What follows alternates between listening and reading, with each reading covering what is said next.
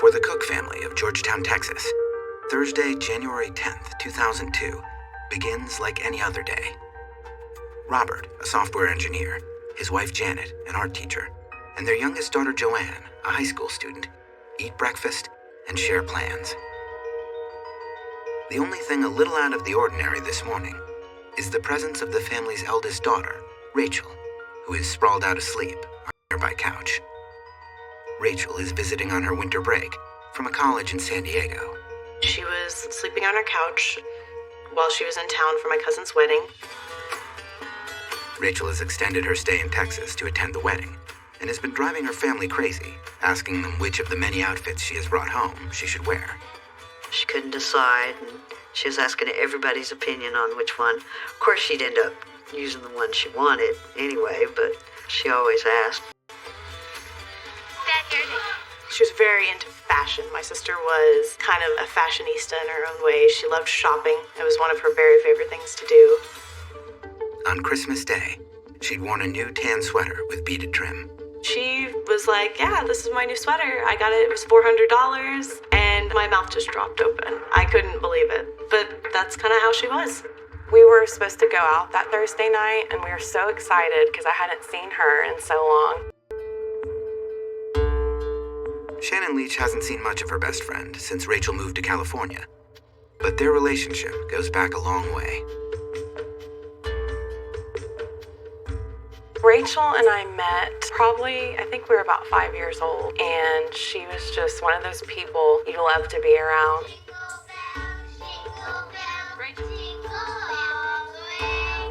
She was funny and beautiful, just such a good person. Rachel brought her new boyfriend home with her, but by New Year's, he'd already returned to California. She told me how happy and in love with him that she was, and they seemed to get along really well, and she seemed very happy. He was a super guy. He was very attentive to her, very sympathetic to her desires about her future, her dreams. My sister told me that she really thought Greg was the one. She told me that she wanted to, eventually get engaged. Rachel is planning to move in with Greg and enroll in a fashion design program once she returns. I think she would have been very successful because she always had her own style on things. She was just always looked beautiful in whatever she did because she could create these outfits that nobody else could get away with, and it would just look amazing on her. When she was 18, Rachel brought her fashion sense to the Miss Georgetown contest. She didn't win, but that didn't faze her. Rachel normally wasn't into pageantry type things, but she decided her senior year that she was going to take part in that. And I think she really enjoyed the experience. As to winning, I don't think that was her real goal. I think it was just to take part. She's very beautiful, and so men were always attracted to her. She was just one of those people that you wanted to be around all the time. She just loved life, and she never could get enough done in a day. She had her whole life to do things.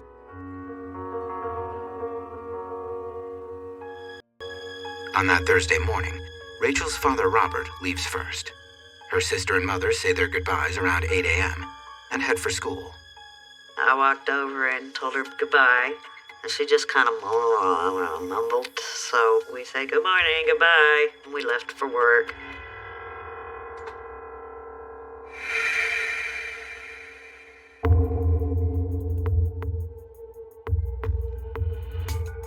Around an hour later, Rachel is awakened by a cell phone call from her boyfriend in San Diego.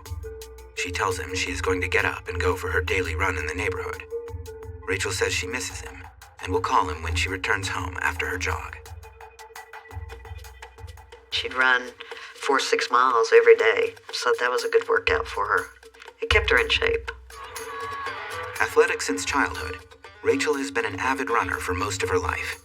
She started running in elementary school and suddenly realized that she was beating almost all the boys, and she decided she wanted to do that, and she did long distance track and cross country. Sometime after her phone call with her boyfriend ends, Rachel puts on her running clothes, grabs a portable radio and earphones, and goes out for her run. Her parents' ranch-style house is in a subdivision of Georgetown, Texas, a little north of Austin. Most homes sit on large lots of more than an acre and are set back from the road. On a workday, there isn't much traffic by foot or by car as Rachel jogs her usual route. She has been running here since she was a child. She loved it out there, and I think she, in a way, missed it. She loved the excitement of California, but home's always home, too.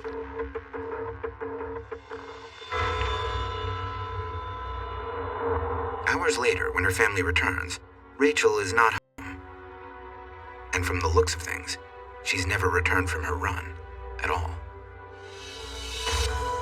Coming up, surprise at Rachel's sudden disappearance turns to shock and then horror.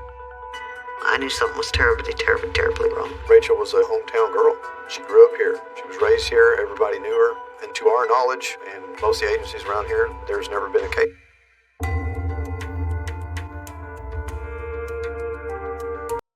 19-year-old Rachel Cook has gone out for her customary 6-mile run. Hours later, her father returns home and finds several of his daughter's dresses and shoes lined up in the living room. But Rachel isn't there.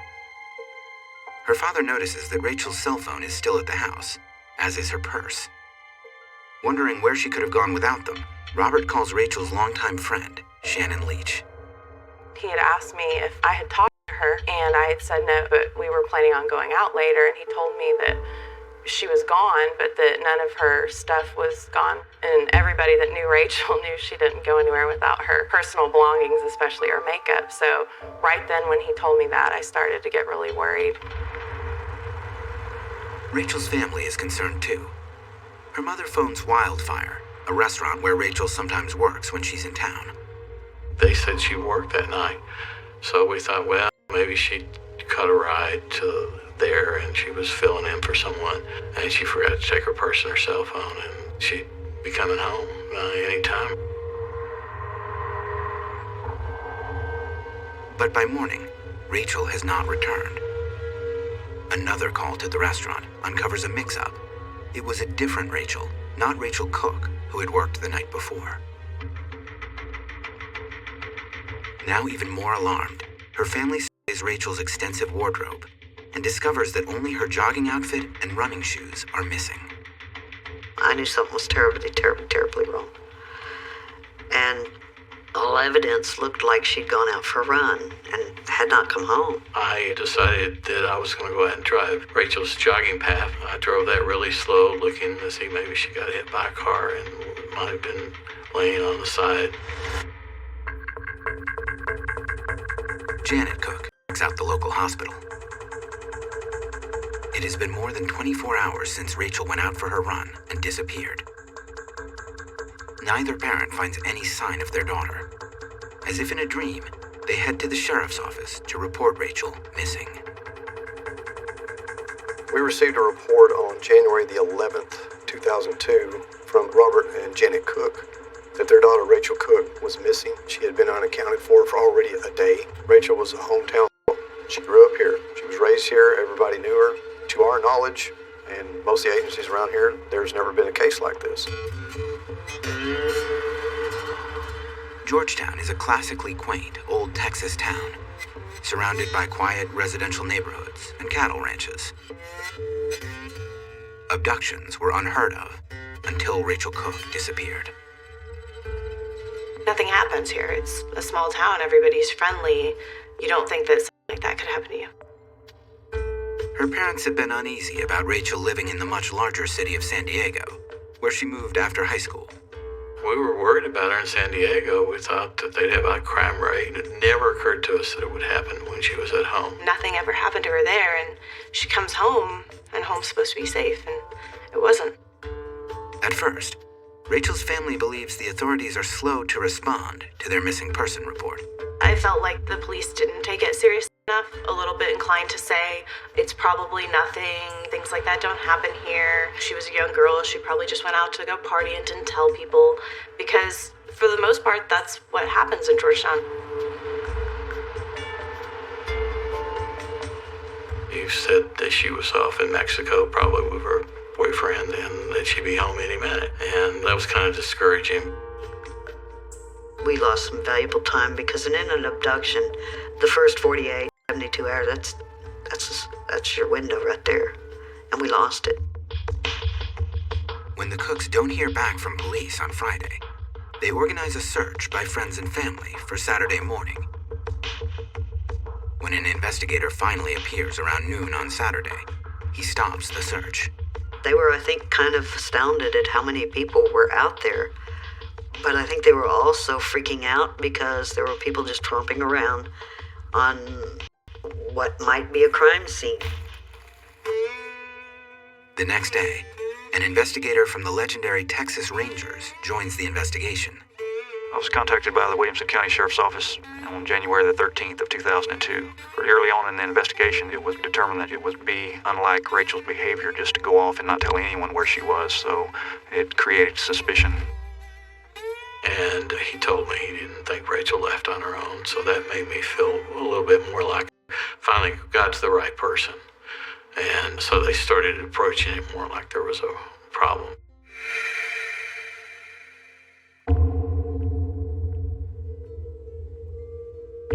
An all-out official search involving volunteers and several agencies begins on Sunday, 4 days after Rachel vanishes. We utilized everything we had. ATVs, horseback, helicopters, massive search parties, brought in a search team, EquiSearch, to help do the search with us so we'd have more manpower. Anywhere Rachel was known to have gone when she was at home, that area was searched. But the searchers turn up nothing. No sign of Rachel Cook or any of the clothing that she was possibly wearing. Detectives struggle to set up a timeline of Rachel's last known movements. She was last seen by her mother and sister around 8 a.m. on Thursday. Cell phone records confirm her last phone call was with her boyfriend in California, at 9:15 a.m. When police canvassed the neighborhood, it turns out a number of neighbors caught sight of Rachel as she was jogging later that Thursday morning. Two separate couples. They identified her and they described her clothing and her hair, and we believe that to be Rachel. It was after 10 a.m. on Thursday when Rachel passed one couple out for their daily walk as she did her circuit around the neighborhood. Around 20 minutes later, she passed them again. A woman working in her yard with her daughter tells investigators she saw Rachel as she ran to the end of their cul-de-sac and did some stretches. The two exchange greetings, and Rachel continues on her run. The last known sighting of Rachel Cook was a couple that actually knew the family, and around 10:45 they were pulling out of their driveway, and Rachel had run behind the vehicle. They had looked at her and did recognize that it was her running, and they saw her going towards her house. Their residence was about 200 yards from her residence, so they assumed that she was going home. After that, Rachel Cook disappears as if into thin air. There's no evidence that she actually arrived at the house. So, assumptions were that she was abducted during that jog from the neighborhood in which she lived. It is an assumption that leaves little to go on and is of no comfort to her family. As the days go by with no sign of Rachel, her parents are devastated. They were wrecked. They were both in tears, just not knowing what was going on and what had happened to Rachel. Rachel's disappearance is a baffling mystery, a probable crime without a crime scene to investigate. You have a person who basically vanished. We have absolutely no evidence of a crime scene at all. There's no evidence on the road, there's no evidence in the house, there's no evidence anywhere that anything even happened to her. Up, Rachel's father takes a lie detector test. I actually failed one question. They asked me if I knew where Rachel was, and I said, Rachel Cook's disappearance shocks Central Texas. The official search ends after several days, but hundreds of volunteers help the Cooks continue to look for their daughter for weeks. When they'd come back, they'd feel so disappointed because they had not found her. They'd be in tears and very emotional about it. Mounted search and recovery teams from Texas EquiSearch comb hundreds of square miles for evidence. they turned in everything that was semi-suspicious to the sheriff's department. I'd look around and think, oh my God, Rachel, look at all these people who could care for you, baby. It just tore me up that so many people would come together for her. Media attention brings a record number of tips to police. There were hundreds of leads, if not thousands. I have interviewed probably in the triple digits people that we have as a suspect or just a witness on this case. Early on, investigators develop a lead. A suspicious car was seen by many in the neighborhood the day Rachel disappeared. A white Camaro was seen in the area. We actually lost count of how many reports we had of white Camaros come into the tip line. Witnesses report 2 young men in a white Camaro, aimlessly circling the neighborhood.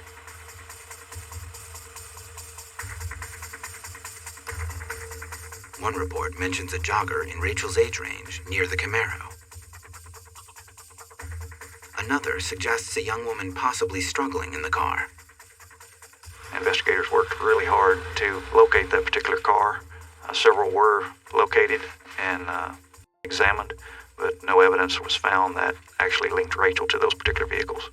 Finally, the lead about the 2 young men in the Camaro comes to a dead end. It turns out to be a couple of teenagers playing hooky. They admitted to us what they were doing in the area. Background search was completed on both of them. There was no evidence in their vehicle that we needed as far as DNA evidence or anything, and they were excluded as suspects in this case. The Camaro isn't the only vehicle of interest. Sheriff's Department divers suit up and search the murky waters of Lake Georgetown, just a couple of miles down the road from the Cook home. We had reports such as vehicles submerged here in Lake Georgetown, and those were recovered from the lake and deemed to have been stolen earlier before her disappearance, so they were not related, so that was ruled out. Composite sketches of unidentified males seen in the area are drawn up by police artists and distributed to the public. Those, of course, went through the media, and no real good tips on those as far as who they might look like or anything such as that. In addition to suspicious strangers, detectives examine people closer to home. Rachel's boyfriend, Greg, who flies back on Sunday to help with the search, is questioned as soon as he arrives. Initially, I was involved in interviewing a present boyfriend of Rachel's from California. Greg is given a lie detector test, even though phone records confirm that his call to Rachel the morning she disappeared was made from San Diego. We were able to pretty much rule the gentleman out early in the investigation and continue our focus on other people. Both of Rachel's parents also volunteered to take lie detector tests. Robert fails a question on his. They asked me if I knew where Rachel was. I said no, and unfortunately, I think I do. I think she's in heaven. So I think that's why I didn't pass that one question on the quiz. You start ruling out those people close to her. They were able to clear some people. Some still remain people of interest. One of Rachel's ex-boyfriends becomes a person of interest. Her sister Joanne's suspicions center on him. My sister had mentioned that she had seen her ex-boyfriend, and she didn't go into detail with me, but she had mentioned that he made a scene. My intuition tells me that it's not reasonable to think that he could have had a fight with her and something happened. Many of Rachel's friends and family members say they considered her relationship with the ex-boyfriend to be volatile. Their relationship was really kind of like fire and ice from the get-go. Rachel's mother says the young man was very upset after Rachel broke off their relationship. And when she came home the next time for the holiday, he came over and he was inebriated. And he came, it must have been 3 o'clock at night, pounding on the door wanting to see Rachel. So I had to threaten him because he just would not leave. I threatened to call the sheriff's department. He still wanted to be a part of her life, and she didn't want to have anything to do with him.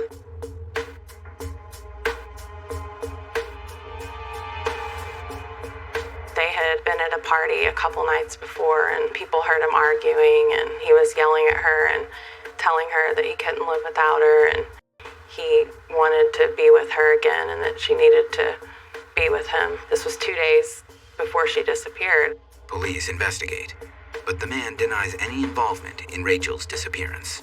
I just don't know. Ex-boyfriends, ex-husbands are always someone you have to look at, but when you don't have any proof, then you can't really call them a suspect. The months go by. Despite all the efforts to solve the mystery, The first anniversary of Rachel's disappearance arrives, with authorities seemingly no closer to finding out what happened to Rachel Cook than they were at the outset. The family begins to lose hope. I started thinking about all of the things that she was going to miss, that I was still going to get to do. Being the parent of a missing person, or being a relative of a missing person, there's a thing we say that it's one of the biggest clubs in the world. And it's one club you never want to join.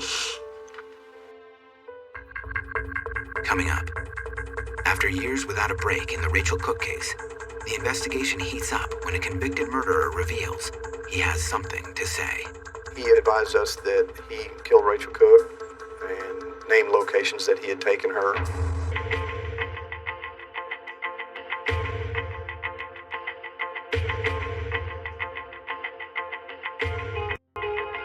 An exhaustive investigation fails to solve the mystery of Rachel Cook's disappearance. A year later, there are lots of theories about what may have happened to Rachel, but no evidence. There's really no telling how it came down after she passed that driveway. Somebody was driving by and took an opportunity. It could be a possibility that someone was laying in wait for her. It would not have been easy for her to hear someone coming up on her. I suspect that it happened either in the last part of her jog or else as soon as she walked in the house, because we never locked our house. We felt safe in that country area. The case goes cold and becomes officially inactive. For the Cooks, the stress of Rachel's loss leads to additional family crises. My sister's disappearance definitely changed my family. I think we each deal in our own way, and in a way that kind of got in between some of us.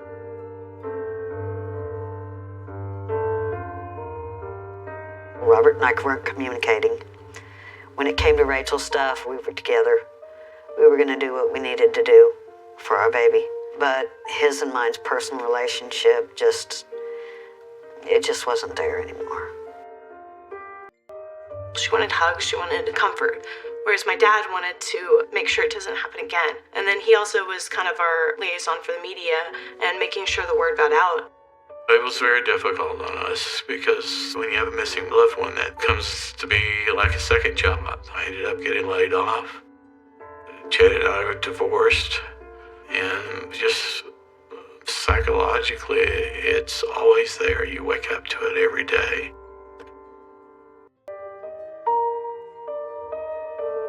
I asked for a divorce because I was just trying to keep myself alive.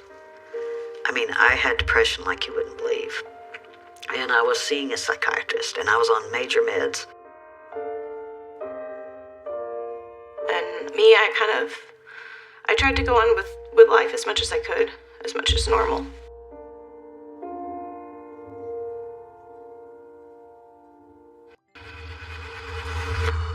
Then, 2 years after Rachel disappears, there is fresh interest in the case when a new sheriff pulls together a Rachel Cook task force made up of sheriff's detectives, Texas Rangers, FBI, and the Austin Cold Case Unit. And they thought they were really going to find Rachel. They tried for a long time and still did not come up with a lot that hadn't been found before. In 2006, Detective Larry Hawkins is assigned, and when the task force is disbanded, he inherits its files, which take up 6 shelves and several file cabinets in his office. The father of 3 daughters, he is determined to solve the case. A lot of police officers are looked at, we don't have a heart, and we're all about business, but Rachel Cook is someone's daughter. And for those of us who have kids, it kind of hits home.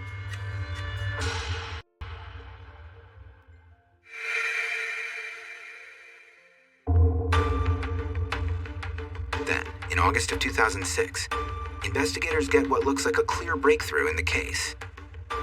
From prison, a convicted murderer contacts authorities with a stunning story. A gentleman named Michael Moore, who was the subject of an unrelated homicide investigation, told investigators that he was responsible for the disappearance of Rachel Cook. Michael Moore is a career criminal who has been in and out of trouble since the age of 13. Moore has spent much of his adult life in prison. At the time of his confession to law officers, he is serving 4 life sentences for the 2003 robbery and murder of a young mother and her unborn child in a town neighboring Georgetown. Michael Moore is a very interesting individual. He does have a history of murder. He has a history of a lot of things that would make him be a good suspect in this case. Both Detective Hawkins and Texas Ranger Lindemann, among others, interview Moore in prison. He tells them he was driving around the neighborhood looking for someone to rob when he saw Rachel. He advised us that he killed Rachel Cook and named locations that he had taken her. He came forward and confessed that he had taken Rachel and dumped her body in Matagorda Bay, which is on the Gulf Coast of Texas. Moore offered investigators a chilling, detailed account of what he had done to Rachel and how he had accosted her on the road. And he stopped when she was jogging on the road and killed her with a hammer.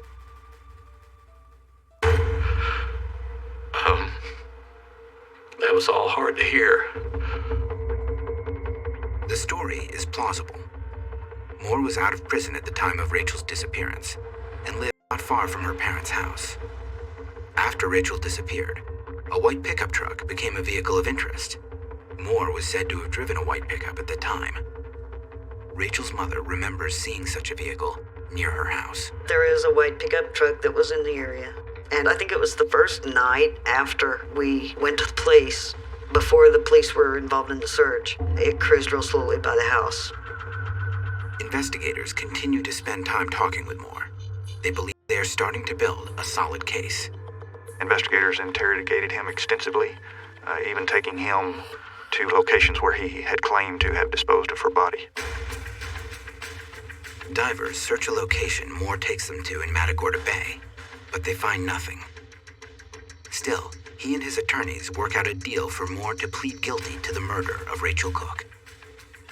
In return for helping investigators, Moore is to get only an additional 18 months on his existing sentence. The Cooks hope for some kind of closure. Finally, an end to their long ordeal is in sight. They gather their family and friends and go to the courthouse for Michael Moore's plea hearing. It was a really big deal for me and my family that we might get some sort of resolution. So people canceled everything they had going on in their lives to make it up here for that. And we went in there and I saw Moore for the first time in person, sitting there with his lawyers. Coming up, a shocking event at the courthouse shatters Rachel's family. He is a predator. He lives and breathes based on taking advantage of other people. And he used my daughter for his own gain. That's why he did. November 9th, 2006. For 4 years, Rachel Cook's family has been waiting and hoping for this day.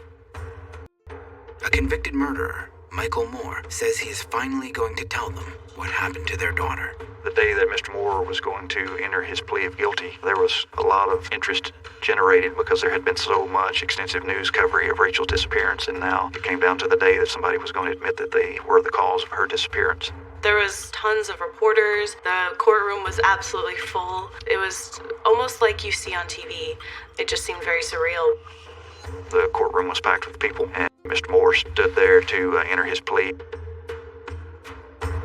Calls number 061823 K368 State versus Michael Keith Moore. In the charge of murder is alleged. How do you plead? Repeat that for me. And then he got up there and he said not guilty. And it was kind of a hush just fell over the entire crowd. Nobody knew what to do.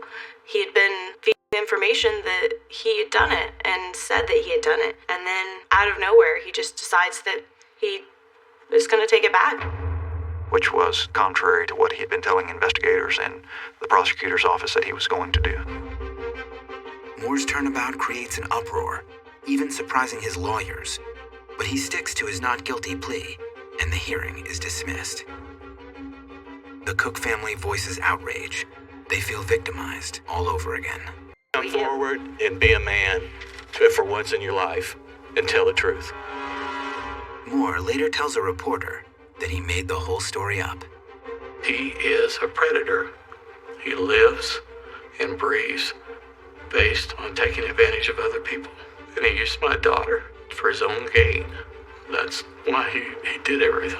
I was livid. I thought that whether or not he had done it, the fact that he would put my family through that we would all come there hoping to get some kind of answers. And then he just throws it back in our face and says he doesn't care about anything. The DA announces he will pursue a murder charge against Moore, but a grand jury is never called. Without Moore's cooperation, there is no case. We were not able to speak to him anymore after that.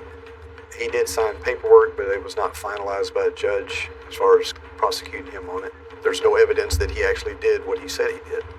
Personally, that was the first time that I had had anyone own up to or claim to have done such a thing and then at the last minute back out on those claims. He's still a very strong person of interest. Investigators have not been idle in the years since Michael Moore changed his plea. Acting on tips, Williamson County divers have searched Georgetown Lake at least 4 times, but they haven't found any trace of Rachel. Detective Larry Hawkins and Texas Ranger Matt Lindeman continue to work leads, hoping for a breakthrough. You have to eliminate everything because one day you're going to have a legitimate tip. We have some tips of interest that we're looking at right now. Some of those tips lead investigators to excavate portions of a property in Williamson County. Detective Hawkins uses ground-penetrating radar probes to look for disturbed soil and other indications someone may be buried at a location. For the last 3 years, we get a continuous tip, as I call it, that Rachel is on a certain property. We've had multiple searches out there. It's just a continuous story that we hear with a little twist each time. It comes back to the same people every time. We're going to keep looking at it. It's a very large piece of property, and we're hopeful. Rachel's family members go forward with their lives, but the pain and doubt are always there for them. I would really love to know what happened, why it happened. Why? Rachel was such a giving soul and such a friendly soul. Janet Cook lives alone, surrounded by her art, including a portrait of Rachel. She still teaches art to students at Georgetown High School, Rachel's alma mater. Her dog is a rescue from Hurricane Katrina. Janet built the koi pond and waterfall by herself. The sound of falling water helps give her peace from the questions that go in her mind. Was it an accident? Was it on purpose? I don't know. Janet is unsure if Michael Moore is responsible for her daughter's disappearance, but she would like to find out. If he did have anything to do with it, directly or indirectly, for the love of God and the saving of his soul, please come forward. Would he do that for me? Would he do that for himself?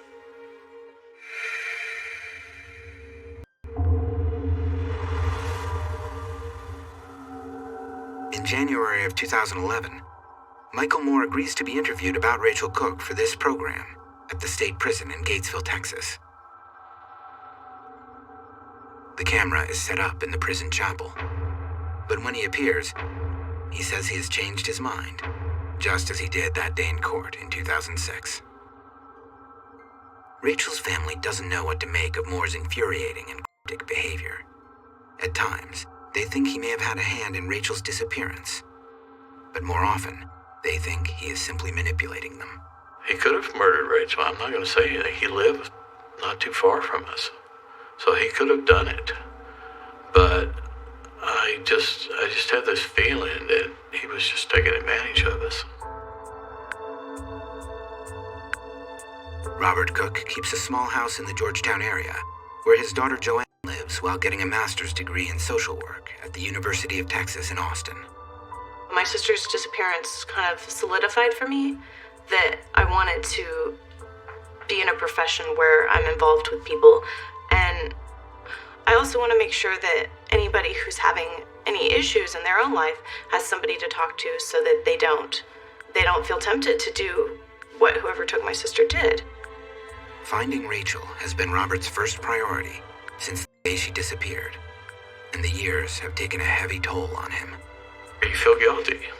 You know, it's that you're not doing more, but there's just so much you can do as a private person. Without a lot of resources, you just can't do a lot. He had made Rachel a promise that he was not going to quit until he found her. And he took that very, very, very seriously, and he still does. And at this point in his life, you know, not having found her, I think it's really chewing on him. Investigators say they will never give up on a case that still haunts Georgetown, Texas. Rachel's image has shone down from billboards here, and a ceremony takes place each year on the anniversary of her disappearance at a memorial tree planted at her high school. It is important to me that it be solved for the Cook family and for the community. I believe that someone out there knows exactly what happened to Rachel Cook. Hopefully they will really think about it after watching this and realize that is someone's child, that is someone's sister, someone's grandchild, and there's a lot of devastated people out there. It's possible somebody might have abducted her and just have her locked up somewhere.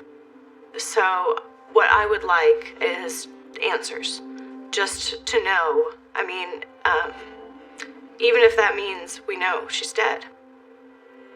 It's a horrible thing to not know what happened, and I think it's even worse.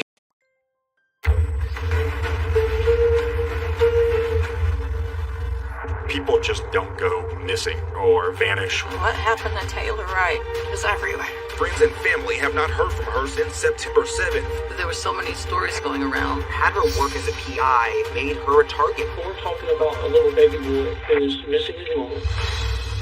None of it made sense. If she knew I was worried, she would have $100,000. It's a lot of money. So now we have... If I was going to hide a body, this would be a very good spot. Sometimes the person you thought you knew turns out to be your worst nightmare.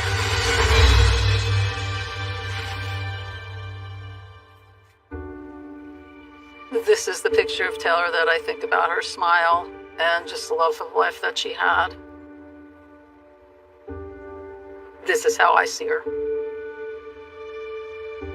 Taylor was my only niece. I was there within 24 hours of her birth. My girls were pretty much close in age. She was an only child. We used to spend every single holiday, and our summers were spent in West Hampton Beach. And they always played and usually got in trouble. These were her siblings. These were her family, her crew. Taylor had a lot of personality. She loved horses. She used to ride. She used to jump. She was a black belt in karate. And of course, it didn't surprise me when she became a police officer, just like she wanted. When I first met Taylor, it was fall of 2009. We were both going to University of North Carolina, Wilmington. We were taking courses at Camp Lejeune. Then here comes this girl. She sits down beside me. She was so full of energy. We quickly became friends. Taylor was working at Jacksonville, North Carolina Police Department at the time. Her passion was criminal justice. She's just one of those people that at first you read them as being very hard, but once she opened up to you, that was your friend for life. Taylor was married to Jeff Wright. He was in the Marines. She had a career. He had a career. They were having a baby. They were, in my mind, the type of marriage that I wanted. Taylor and I lost touch after my divorce when I moved back to Florida. In 2016, through the joy of Facebook, I got a message from Taylor, and she's like, "Oh my God, girl, I didn't know you lived in Pensacola. You need to come over. I've got a pool. You know, we can hang out and catch up." Her son was there. My youngest child was there. They were playing in the pool. And she told me that her and Jeff separated and they were getting a divorce. And I asked her why. And she said, things just happen. When I found out that she had a girlfriend, I was not surprised in the least. When I first met her, I thought she was a lesbian. She's okay. I knew something was going on with my friend, but she wasn't going to tell me until she was ready to tell me. Gave each other a huge hug, kiss on the cheeks, hit me up, we'll go hang out sometime. Next thing I saw was on Facebook. Is anybody seen Taylor?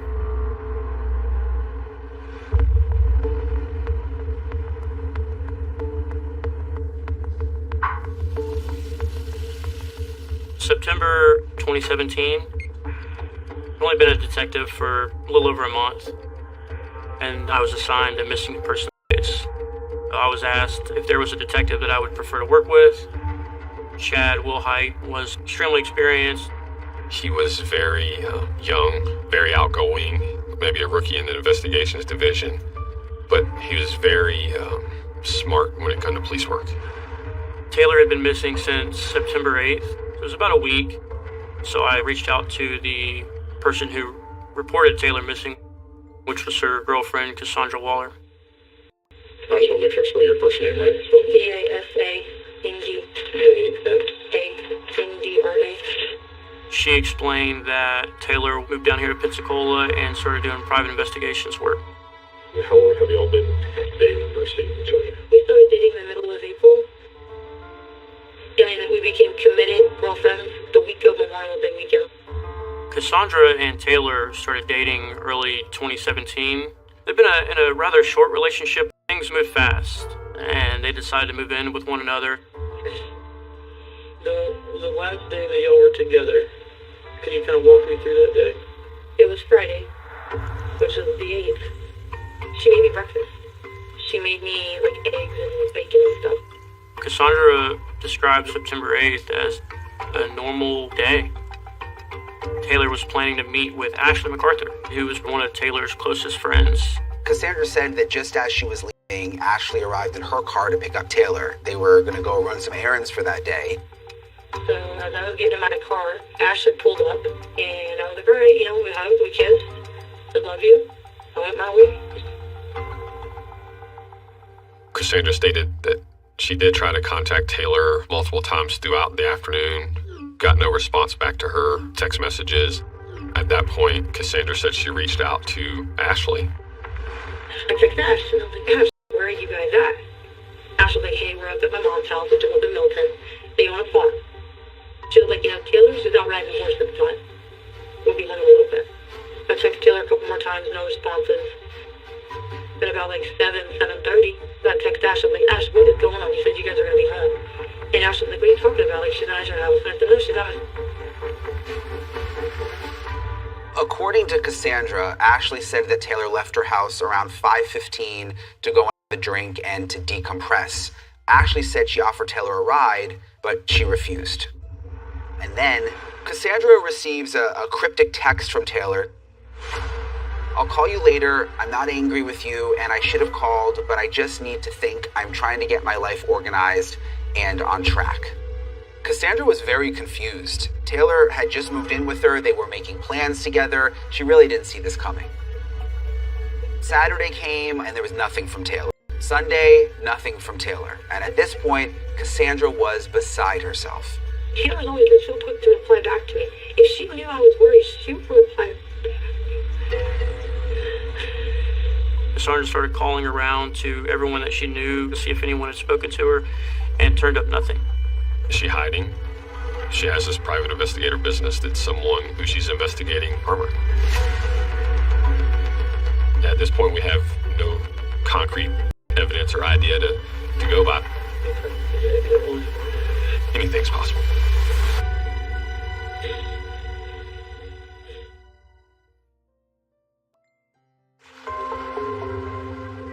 I remember my son said, "Did you know Taylor was missing?" And I said, "No, what do you mean she's missing?" And he said, "It's on Facebook." It really made no sense to any of us. It's a horrible feeling not knowing where somebody you love very much is, or why they're not calling you back, or what's even going on. Definitely not like her at all. At that point, we knew that Taylor was seen potentially leaving with Ashley on the morning of September the 8th. Because of that, naturally, I reached out to Ashley. Let's start with your relationship to Taylor. And y'all met how long ago? About a year ago. We knew that Ashley was previously a crime scene tech and that her husband was previously in law enforcement. So let's start that day from the beginning. Approximately what time? 10:30. And what happened at that time? I went to Texas. We went back through the entire day of the disappearance. She had picked up Taylor at Cassandra and Taylor's house, and then they went to Ashley's warehouse. Ashley ran a business that rented out jukeboxes and arcade games. Where did you go after that? We went to right by one of the houses that she was looking at. And where was that at? Off the Beulah Road. Ashley told us that Taylor asked if they could go to the Beulah area of town, northwest of the city of Pensacola, so Taylor could follow up on one of the private investigations she was conducting. He just wanted to drive by and see if cars were there. While they were out there, they stopped at a convenience store and picked up a soda and a beer. She was on the phone, and I went in the store, got a drink, and got her another beer. Have you ever seen her drink at that time of day? No. So it was odd behavior. And in fact, I said something to her. I was like, beer at this time of the morning? She was like, we'll try to go out somewhere. Okay. You left the store and went where? And then Ashley explains they jumped on the interstate and went eastbound, on the East Milton. That's what went too far. We were just hanging out. Ashley said that she and Taylor spent around an hour hanging out at her aunt's farm. It was about 30 minutes east of Pensacola. And that Taylor hopped on one of the horses for a little while, and then they went back to Ashley's. Can you kind of describe to me what the mood was like, the conversation was like? She was fine. She just said that she wanted to go have a beer. And I said, well, I can just drop you back off at your car. And she's like, well, I don't want to drive. And so I went inside, and when I came back out, she had already gone. Ashley referenced Taylor leaving possibly with a friend, but didn't know who the friend was. Ashley stated she never saw Taylor actually get into a vehicle, that she went inside for something, and when she came back out, Taylor was gone. I think Taylor's doing what Taylor does.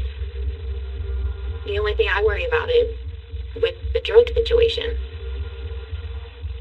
That lifestyle becomes a different group of people. Ashley suggested that Taylor was a little wild. She referenced some past drug use, too. And she gave the impression that Taylor was often around pretty shady people and that there's no telling what could have happened to her or where she could be. If someone was going to hurt her, what do you think would do it? What do you think would have done it? I don't know anybody that would want to hurt her. I mean, obviously Jeff is the only person really that has any real interest in her. I mean, that's the battle that she's going through. According to Ashley, Taylor had a lot on her mind that day. She was very stressed out about this ongoing court case with her ex-husband, Jeff. The way that she put everything to me was like she was just trying to get her life together, to get her kid, to get back on her feet, and that Jeff had done so much, to her to take away all of this money that she had. Taylor had this upcoming court date for the divorce. They were going to make sure all the assets were divided equally or the best that they could, and the child custody issue was going to be settled at the time. Investigators needed to get a clear picture of what was going on in Taylor's life. Did the conflict between Taylor and her ex-husband have something to do with her disappearance? She worked at some kind of restaurant, and that's how I believe they met. Jeff was military. She wanted to be a police officer. They both enjoyed the same types of things. She was a black belt. She liked guns. She liked protecting herself. Taylor was a great marksman. She loved to go shooting, and she even wore a necklace with a real bullet. After half a year or so, they eloped one weekend. A few years later, Taylor called us and she let us know that she was pregnant. and we were all very, very excited. Taylor took to motherhood like that was what she was born to do. She loved that little boy. Absolutely loved him. That was her light. You could see the softer side of Taylor that she didn't let anybody see. And then when they were transferred due to military things, I think that's kind of where things got rocky. I know Taylor loved Jeff. I know she was in love with her son. At the same time, deployment always puts pressure on a marriage. Doesn't matter how secure your marriage is. The last time I saw Taylor was in February. She had texted me and said, "I'm in Connecticut, can I come see you?" They were still in the middle of a divorce. So her son was living with Jeff, and she was okay with that. But I know Taylor loved him more than anything. And what Taylor told me is she was trying to get her life back together.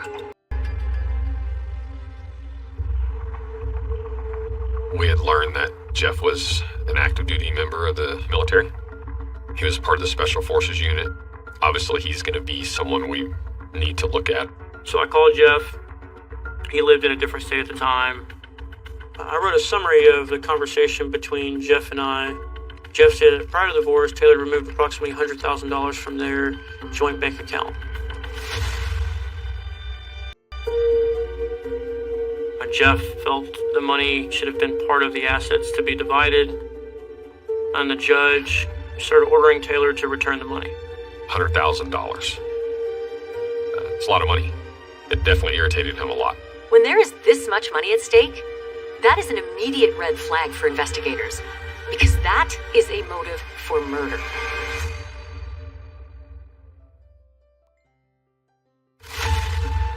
This young woman, Taylor Wright, she's disappeared in the middle of a contentious divorce. There's a child involved, and there is a huge amount of money at stake. So naturally, the person with the strongest motive to harm Taylor was her ex-husband, Jeff. He was active duty military. The phone call was made to his command. They confirmed that he was at work when Taylor went missing. It wasn't difficult for us to alibi Jeff. Jeff suggested that Taylor was probably hiding to avoid having to return the money that she took from their joint account, but he also said that Taylor had never gone this long without talking to their son. Up to that point, it had been just about daily that Taylor had been contacting her son. Suddenly, the communication had stopped after September 8th. That's very concerning to us. All of these things start adding up. Someone may have harmed Taylor. As its 15th day approaches, authorities say the search for Taylor Wright is ongoing. What happened to Taylor Wright? It was everywhere. Private investigator missing. Social media had a narrative that they wanted to follow and push. Oh, they're never gonna find her. She's hiding out somewhere. We didn't know anything. There were rumors she went to a drug facility, a psych facility. Had she made herself disappear because of what was going on in her personal life? Or had her work as a PI turned her into a target? There were so many stories going around, and none of them actually made sense. I knew her. And there's no way in the world that she would leave that boy.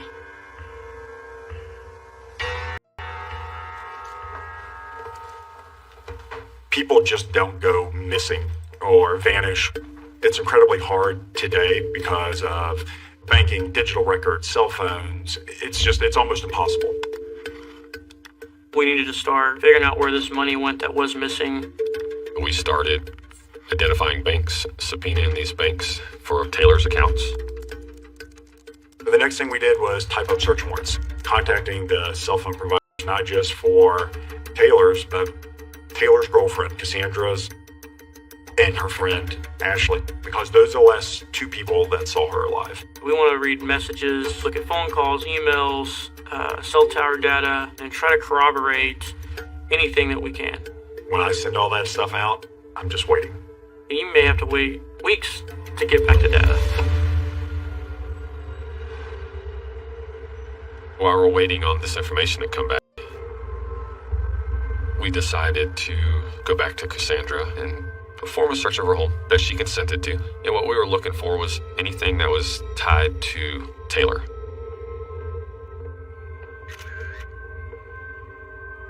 We found her passport on her birth certificate. We figured that if she was going to leave, she would take both of those things with her. We also discovered a cashier's check made out to Taylor for $19,000.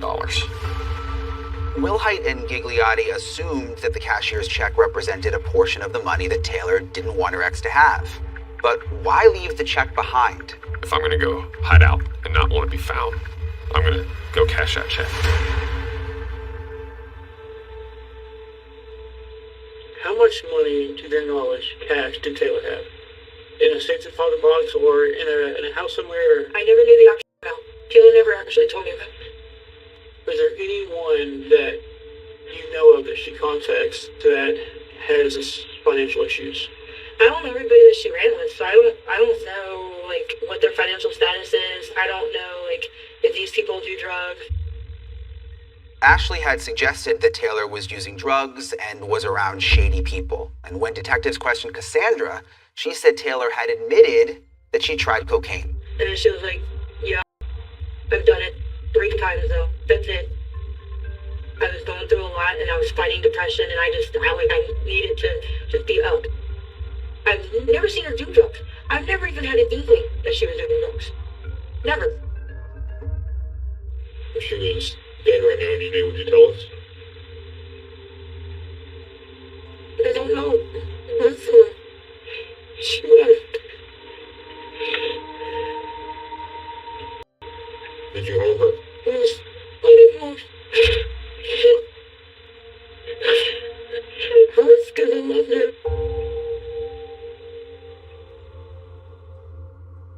Cassandra was concerned for Taylor and her well-being and wanted to know where she was.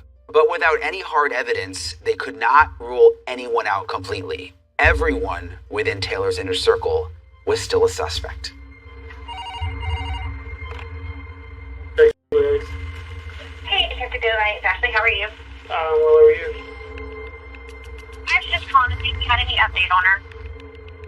I just really feel like it all has to do with the Jeff situation, but why and how, I don't know.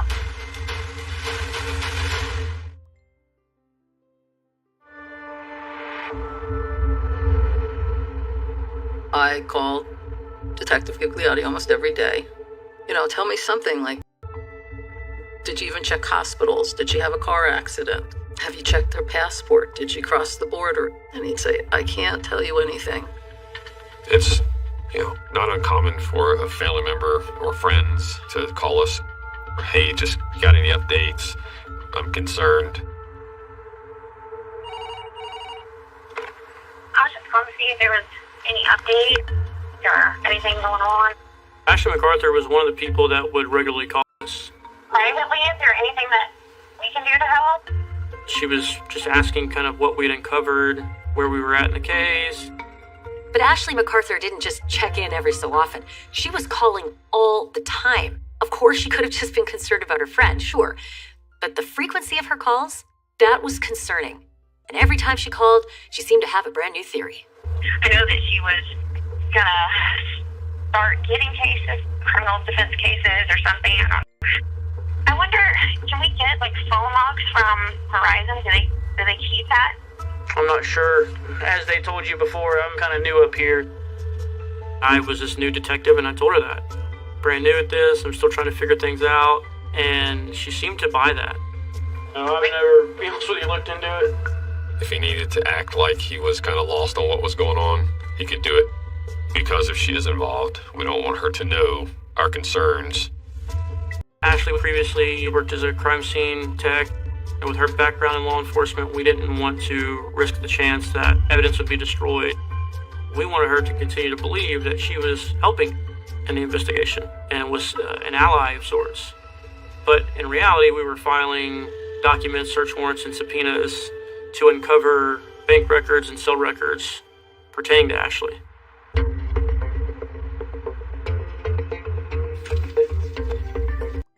What When we got the cell phone records, it was kind of like a kid on Christmas. I looked at Taylor's phone, who she contacted, and there were no outside calls to weird numbers. At that point, they started looking at the cell phone tower records. They were trying to figure out where Taylor and Ashley's phones were pinging the day of the disappearance. Your phone's always communicating with cell towers. As you travel, your phone bounces from tower to tower. On the day that Taylor went missing, they're at the house early that morning, which fits exactly with what Cassandra had told us. Ashley came over that morning, and then they were going to go run around town and do some errands, and you can actually see that as it progresses. And I can see throughout the day that both Taylor and Ashley's cell phones are together. Ashley gives the story that they went out to 9 Mile and Beulah Road, and then they went east on the interstate, heading to East Milton.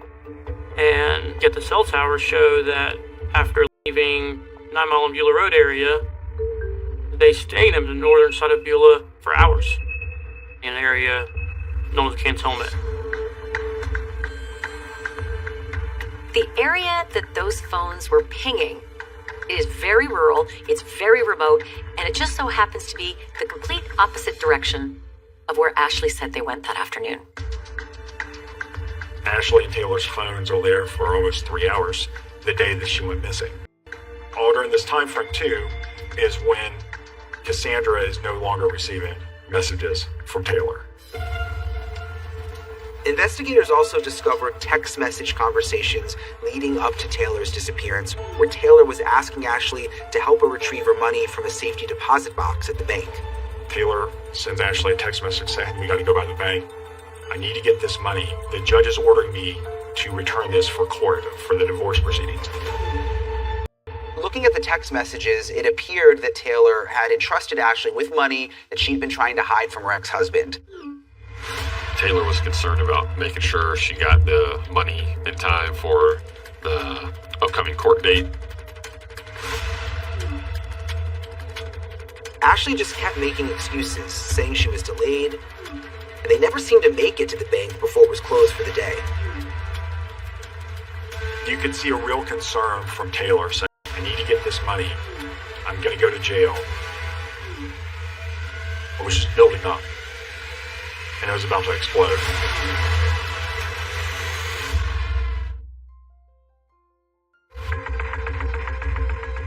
Taylor had been trying to get Ashley to go with her to the bank for several days.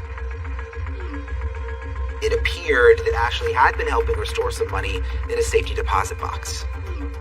Taylor had been pushing Ashley to help retrieve her money, and after a couple of failed attempts, the plan was to go to the bank on September 8th, the day that Taylor went missing. I had spoken to Ashley MacArthur several times, but she never mentioned in our conversation that there was a safety deposit box and that they were supposed to go get money that day. Did she owe anyone money? Did anyone owe her any money? Not that I know of. Okay. It was quite clear that Ashley was being dishonest with us. We started getting all the bank records back. The $100,000 was removed from the bank account that Taylor and Jeff had joint account on. And that $100,000 cashier's check was deposited into one of Taylor's accounts. Investigators determined that Taylor had split the $100,000 across several cashier's checks and some cash, and then she gave some of the money to Ashley. When we got to Ashley's bank account, there was a $34,000 cashier's check made and payable to Taylor, deposited into one of Ashley's accounts. According to Taylor's text messages, she was under the impression that Ashley had put the cashier's check in a safety deposit box for safekeeping. In reality, the cashier's check had been deposited by Ashley into one of her own accounts. We obviously have Taylor's known signature. We compared it to the signature on the back of the check. The signatures were completely different. Taylor never signed that check. So it looked like Ashley had forged Taylor's signature, and then she started spending the money. The money was moved around through multiple bank accounts. Within 24 hours, the money was spent. At that point, we focused all of our efforts on Ashley. From the cell phone tower maps, detectives knew that on September 8th, Ashley and Taylor's phones pinged in the cantonment area for hours. But what the maps didn't show was an exact location. We know her maiden last name was Britt. Let's go to the property appraiser's website, and we discover a family member owns land at Britt Road. And when we pull an aerial image, it is a rather large piece of property. And just a lot of wooded area around it. If I was going to hide a body, this would be a very good spot. But they couldn't just hit the farm right away. If Ashley realized that she was their prime suspect, she would stop cooperating. This is when all that time Gigliotti spent playing the bumbling rookie detective on the phone to Ashley would finally pay off. He invited Ashley to the police department, and she agreed to come in. The second that her foot enters the police department, we executed the search warrant at the farm. The property was massive, easily 23, 24 acres. It's got a lake, a large barn for horses. We had 30 to 40 people out on this site searching everywhere. If they found any incriminating evidence on the farm, they could surprise Ashley with it in the interview room. Hey, how you been doing? Ashley goes back through the day of the disappearance. She laid out just like before. The problem is now we have evidence to contradict that. Do you know how cell towers work? We know that you didn't go to Milton when you said you went to Milton. You're not when you said you went to Milton. At first, Ashley tried to talk her way out of it, but then Wilhite showed her the cell phone tower maps. We asked Ashley questions about being in the cantonment area. What were y'all doing out there at the spawn? We know y'all were there. We picked up the that Taylor had there that what was it, shit store, hometown lockbox that she had. Why would you not tell us that originally? Because I got you. This was the first time that Ashley changed her story. She admitted that they were at her family's farm in Cantonment. Wilhite texted me and said, she said she'd been out there that day. Have you found anything yet? It did put the pressure on my end. We're running out of time. We're talking about a little baby boy who's missing his mom, and we need to let you know what happened. The interview starts going nowhere, and we make the decision that we're going to be a little bit more aggressive. Slow on the minute for a second. And fix words in a minute for a second. And don't let us tell your story. Tell us what happened. I think at this point I need an attorney, because it seems to me that y'all think that I did something to her. She ends the interview by requesting an attorney. Absent of a body or a weapon, we were left really the only option, which is to release her, knowing that she likely killed Taylor.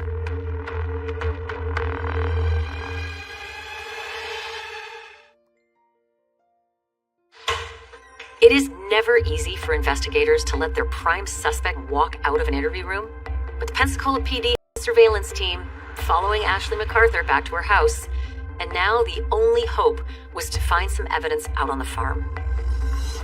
After hours of searching the farm, we really needed some evidence to show that a homicide occurred so we could arrest Ashley. We're searching a barn, which came up negative.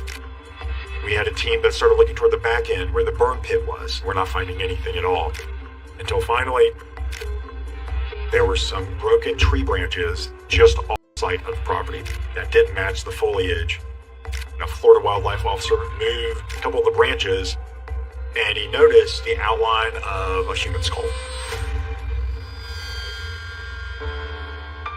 There appears to be a bullet hole in the back right side of skull. They slowly exhumed the body, which it was buried there, wrapped up in a tarp and potting soil mixed in with concrete. And then they find the necklace. A real bullet strung onto a black cord, just like the one that Taylor wore. That's Taylor. We found her.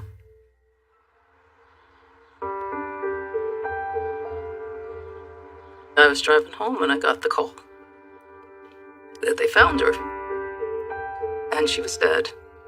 I just remember just not being able to even breathe. It was like everybody fell apart. So obviously this was not the outcome anyone wanted. A young mother was murdered and just thrown away like a piece of trash. But at least now they had enough to arrest Ashley MacArthur. I told her that she's being charged with premeditated murder. It was interesting. She had almost no response. No, I'm sorry. No, this is what happened. I don't know how many hours we spent communicating. She always felt she was the smartest person around. Is there anything that we can do to help? And I believe to this day that she probably felt that she was manipulating us. The only thing I worry about is with the drug situation.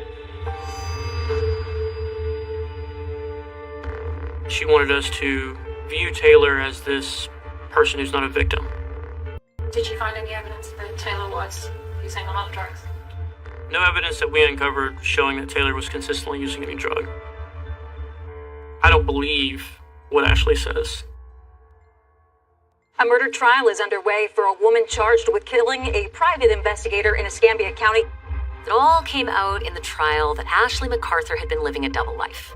On the outside, she lived in a nice house, and she came from a wealthy family, and she was the face of her family business. In reality, she was skimming tens of thousands of dollars from the business, and she was having an affair with a married man. It turns out that Ashley was buying this guy all kinds of expensive gifts, including a boat and a motorcycle. She was really on this financial spiral where her consumption of money made her desperate to get funds wherever she could. Ashley was given money to hide. She took advantage of the situation. She spent the money, and when pressed to get the money back, she obviously made a decision to murder her friend. I'd like to think that if given an opportunity, Taylor would have defended herself. But she was essentially shot in the back of the head. And then later that evening, when Cassandra was frantic, asking where Taylor was, Ashley used Taylor's phone to send her that cryptic text. She made Cassandra think that Taylor had just up and left her, when in fact she knew she was dead. I believe that Ashley is a sociopath. I think she's a monster. I don't think she knows the difference between right and wrong, and I don't think she has any emotions that make her feel that way. And I have never been convinced that this is the only thing she ever did. My friend was murdered for $30,000. I think probably Taylor was desperate at the time. She must have cared about this girl to let her close to her. And she was completely manipulated and taken advantage of. And she let her guard down. She didn't deserve this. Her son damn sure didn't deserve this. He deserves to know how special his mother was. And she loved him. And she was a good person. When I think about Taylor, I think about her laugh. I think about her love of life. She was strong, she was beautiful, she was really smart. And it was always a pleasure to be around her. There was not a day that we don't think about her. Was justice served? There is no justice because nothing brings her back home.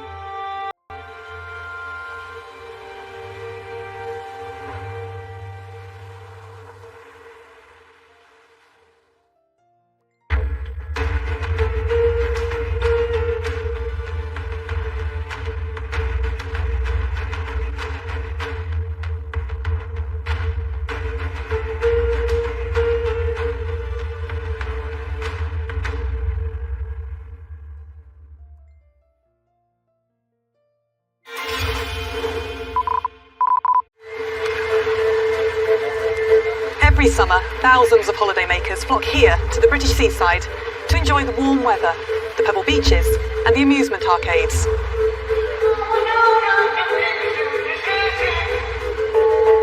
But there's another side to these shores, a sinister underbelly of violence and murder, where sins are washed away in the tide, and where the seafront is stalked by sadistic killers who, like the ocean itself, have no respect for human life. My name's Dr. Nell Darby. I've written extensively about the history of crime, researching the reasons why people kill. Over the course of my career, I've developed a keen eye for spotting trends in a killer's behaviour. Nowhere are these trends more striking than in the not-so-sunny seaside towns of Britain's coastline, which have always seemed to attract an extraordinarily high number of murderous rogues. In this series of Murder by the Sea, I examine a selection of chilling new cases, many of which have never been featured on television before.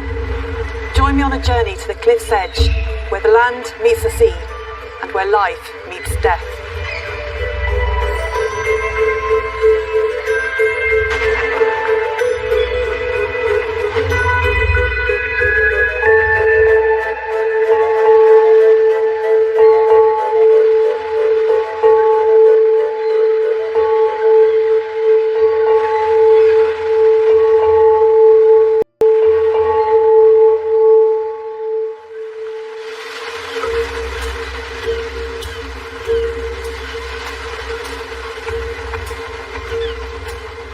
Isle of Man in today's Murder by the Sea, where, in 1991, Corinne Bentley thought she was heading to a job interview.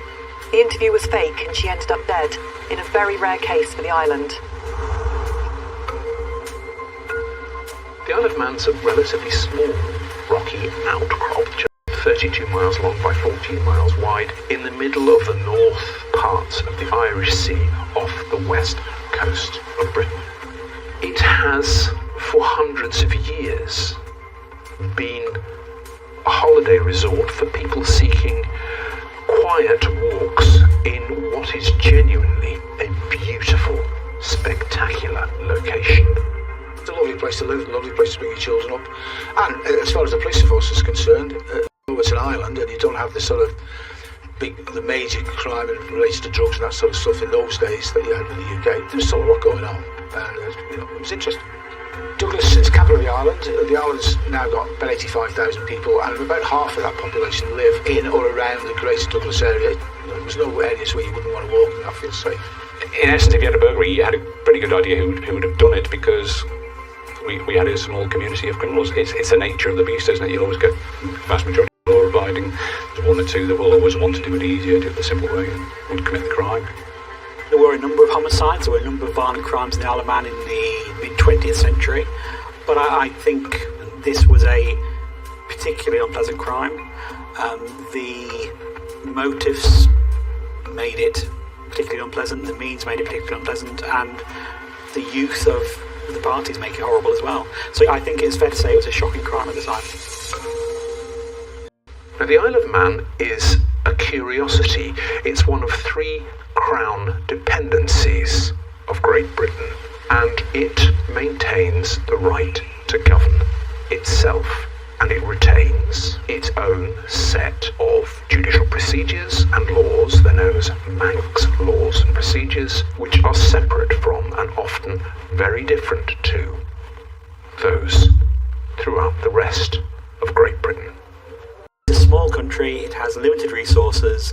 If there's a good model of a law that England or Ireland or Canada or Australia has made, why don't you take that as your starting place?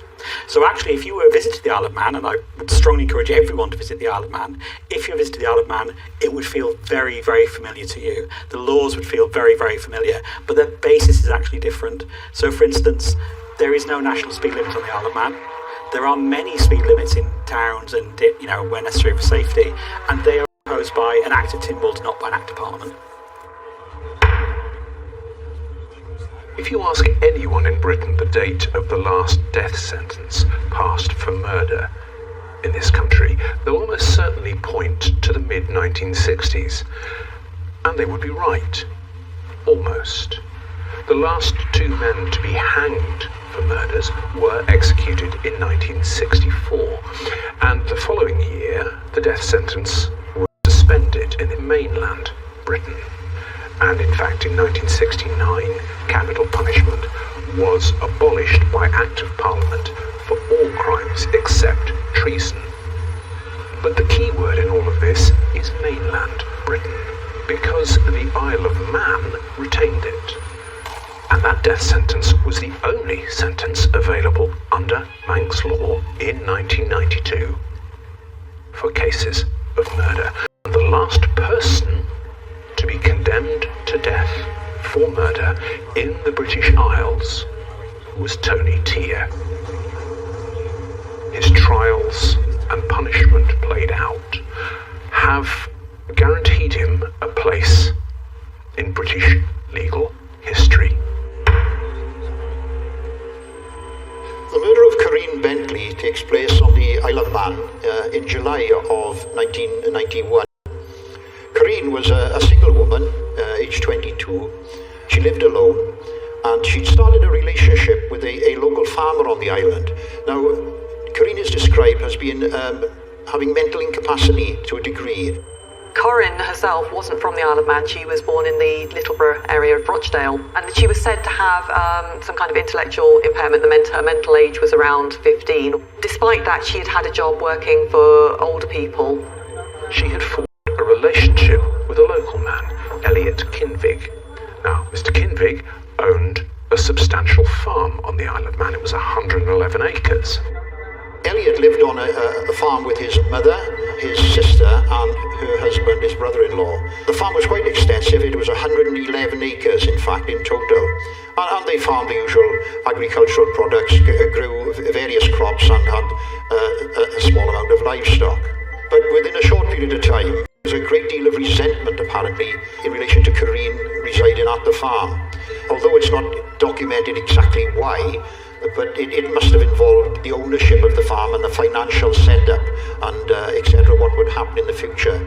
So much so that the family demanded that Elliot evict Corinne from the farmhouse and have nothing more to do with her. Corinne was an innocent. She was vulnerable. She was easy for people to pick on or to develop a dislike of, because they picked on that vulnerability. They felt she was weak, and you do get a sense with the Kinvigs wanting to get rid of her, that there's a lack of sympathy for her, a lack of understanding, and this desire almost to be better than her, to be more powerful than her, to show her what her place should be. This kind of dismissal of her life is really quite appalling. Elliot and Corinne's relationship was pretty strong, and he in fact threatened the family and stated that, on the contrary, that if anyone was going to be evicted, he would evict them, not Corinne, and that she would remain with him on the farm. The resentment grew apparently over a period of weeks, and so much so that his brother-in-law approached a local lad living on the island up in Ramsey, Tony Tier, as he was known. Tony Tier, at the time of the murder, was in his early 20s. He was an electrician, I believe, working for the brother-in-law of Elliot Kinvig. Now, Elliot was Corinne's boyfriend. In July 1991, Tony Tier was in severe financial difficulties. He had originally come to the Isle of Man several years earlier from his hometown of Runcorn, near Cheshire, and he had a job as an apprentice engineer, but he ran up debts. And in the summer of 1991, the bank with which he had an overdraft was demanding immediate repayment. Tony Tier had no money, had no way of paying back that overdraft. The brother-in-law made it quite clear to Tier that the family wanted Corinne gone, and in fact was quite blunt about it and actually told Tier that they wanted her dead. Quite bizarrely, Tier agreed that he would murder Corinne for them for the sum of £600. Seems like such an overreaction. You know, if you have somebody living in your house who you don't want there anymore, there are steps you can take to get them to move. You know, why hire a hitman to kill them? It's such an overreaction and kind of quite inexplicable. Tier was careful to negotiate a fee for killing Corinne Bentley, a young woman he had never, ever met. And the price for murdering a stranger, was set at £600. A very low figure, so it seemed to Tia, and genuinely was a low figure. It's worth only about £1,200 today. But since he was in such financial difficulties, he realised he had very little leverage and agreed to the price. He arranged for Corinne to meet him on some remote moorland on the pretext of some kind of job interview, which again is quite bizarre how he managed to get her out onto that type of location. But you must remember that apparently she had some sort of learning difficulties. Tia met with Corinne and brutally attacked her and actually cut her throat with what was described as a Stanley knife or a modelling knife. And then he ran from the scene, leaving her to bleed to death. Now, incredibly, Corinne managed to stagger approximately 350 yards in the direction of a remote farmhouse. She has this wound to her throat. She can't shout, she can't scream for help, and instead she's stumbling towards the nearest building, which is another farmhouse. And you kind of read the account of what happened to her and kind of really wish that she'd got to this farmhouse, that she'd been able to communicate and find help. But instead then she has this awful bad luck of falling into an unused silage pit, and there she dies.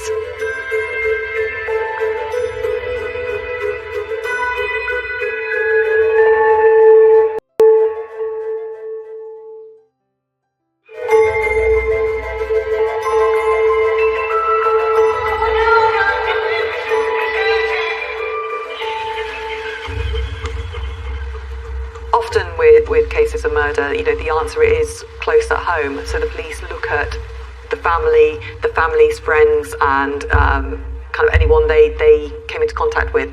You look at people's financial backgrounds, who might be struggling for money, who might have a reason to kill somebody or be hired to kill somebody, and find out what was going on here. What the feelings of the family towards Corinne were. We had no suspect as such because we had no evidence that a crime had been committed. All we had was a 23-year-old single girl who hadn't been in touch for a couple of weeks. So although we were concerned about her welfare, there was no suggestion or any evidence that harm had come to her.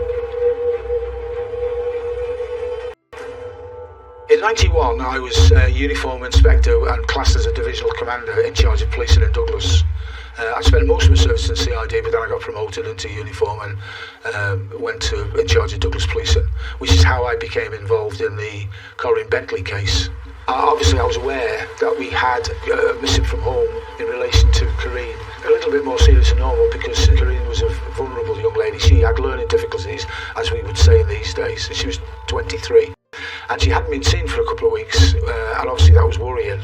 So I went down to the CID and asked him would he put one of his experienced detectives on it in case somebody missed something, or somebody, witness often remembers things later. First of all, he goes to the boyfriend and asks him when did he last see her. Now, and he said he'd been the last time he saw Corinne he was with her, and a lad who he knows as Tony Tier stopped the car to speak to them. And Tony said to Corinne that he knew of somewhere that there was some work and he would take her there. Elliot didn't get in the car and Tony drove away with Corinne in the car. So that was one of the last positive signs we had. Elliot, I think, also had a form of learning difficulty, but he came over quite genuine apparently, as did Tony Tier, because he said he'd had her in the car, give her a lift, he dropped her off. There was nothing to suggest anything untoward. And then there was another sighting apparently where somebody thought they saw her on a bus after Tony Tier had given her a lift. So at that stage, and really they were the only people that really knew her, so there wasn't a lot more that could be done. The advantage now is, of course, we've got social media, so as soon as you've got somebody missing, you can post it all over the place. But we didn't have it in those days, so it wasn't that easy to circulate to everybody. I mean, we had local newspapers, but not everybody reads a paper. So that was unusual, but I wouldn't say it was totally rare that a young person would go missing. Once we interviewed all the people that we could interview, there wasn't a lot more that could be done. So you're basically hoping she's either going to turn up, or a boyfriend and that sort of thing might have come up with some information, because there was absolutely no evidence to suggest that anything untoward had taken place. And bear in mind, the history of the tension in the house and what went on in the house, a lot of that didn't come out until the trial itself. So we didn't have that information at the time that Corinne was missing. one of the DSs came up to me and said he'd got the file and he was going to have a look at it, so thanks very much. And then he said he'd arranged for Tony Tier to come in to the police station for another chat. And I was actually in the control room when he came in, and Dave took him down to the interview room, which is towards where the cell block area is. And Dave hadn't been gone 10 minutes, perhaps even only 5 minutes, and he come back, and he had this sort of shocked expression on his face. And I said, "What's up, Dave?" He just said, "He's coughed murderer." A coughed obviously is the police slang for admitting, and he's admitted killing her, just like that. That then put a totally different complex on the inquiry. So then obviously he was then arrested on suspicion of murder, and then he got a lawyer, and then they took interviews. It went from there. People confess to things they haven't done all the time. So following the interview, his lawyer, Tony agreed to take the police officers up to the scene where the attack took place, and when they got there was no sign of Karine, but they did find an earring, and that was later identified as belonging to Karine. So that was really the first main evidence that what Tony T was saying was correct, because up to that stage, although he'd admitted to a murder, there was no evidence whatsoever to suggest that had taken place. And then it was decided the next day, because it was late on in the afternoon, that they get some police officers together and search the area, which is what they did. As constable, I joined as a constable, and I retired as constable 29 years later. I was in a divisional officer. The island was split into 4 divisions at that stage: Douglas, West, South, North, and I was in Onken and Laxey, which is the outskirts of Douglas into just north of Douglas, Laxey village area, and the countryside surrounding area. As a force, we had a hill search team. It's a rural community, small island, and there's always a risk that someone would take a fall out in the countryside. I had an interest in this. I was involved in establishing the team and involved in the training side of things. Primary function was to go out and search for people if they got into difficulties or got lost or they were injured. Probably first recollection of it was the day we were told we were going out to search for her. We were aware that she'd been murdered. We had been called out the following day to do a search for her, because apparently it had been disclosed by Tia that he had murdered her or stabbed her, and they couldn't find her. So we were going to be called out en masse to look for her. We were aware there'd been an arrest. Obviously, word spreads for small force, 200 plus officers. Word spreads very fast. I was on duty. I can't remember my duty the day before, but I was on duty and had heard there had been an incident. And as later on we were told we were being called out as the team up to look for her. Area called Druidale Farm. There's a track down there. We went up on I was transported up there. Incident room was there.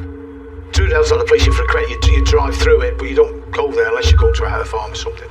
The only buildings up there are farms, the odd farm building, but there's no and sheep, and basically that's it. It's very isolated, and the roads are very narrow up there. And it's not even a road that you would go to get from A to B. You only go through Druidale either because it's a nice day and the scenery's lovely, or you've got to visit a farm there. You wouldn't drive through it to get from one place to another. There was the hill search team, which I believe we had 10, 12 officers at that stage, but there was other uniformed officers there as well. And we were split into teams to search initially an area leading down to the farm and across the fields to look for Karine and or any evidence relating to the incident. As with many roads on the Isle of Man, it's green. We have a lot of green, so there's a deep gully to the side. Hedgerows there are gorse and brambles, so if you can hide someone, perfect location. The likelihood of being found quickly is remote. We started searching on the left-hand side of the track, and we did a sort of peripheral field. On the way, we searched one series of fields and turned to go across the bottom of the farm area, as it were. And we started coming back up through towards the farm and on the other side of the farm track. Part way up, there's a cesspit that ran off from slurry from the farm. Climbed up onto it, walked across, and I spotted what was, unfortunately, I spotted Karine, and it was very obvious what I found. And I called it in on the radio at that stage, controlled the scene, and reported that I'd unfortunately found her. In the police, you're used to seeing things. I was surprised, shall we say, to find her, because looking for evidence, I wasn't expecting to find her. It's not the sort of thing that you want to find. heartbroken for the girl and the family, obviously. I became a crime scene in essence. I called over the radio, aware that in those days the press were monitoring our radios. So I said my recollections along the lines, I think I found what we're looking for. At which point the press descended on the incident room, so obviously confirmed they were. Senior officers came down. The scene was things, and I was left to secure the scene. This is such an overreaction to what the situation was. You know, she's an innocent woman in her early 20s. You know, she hasn't got any kind of obvious enemies. She hasn't done anything that could have enraged anyone. Why would she be the target for such a horrific crime?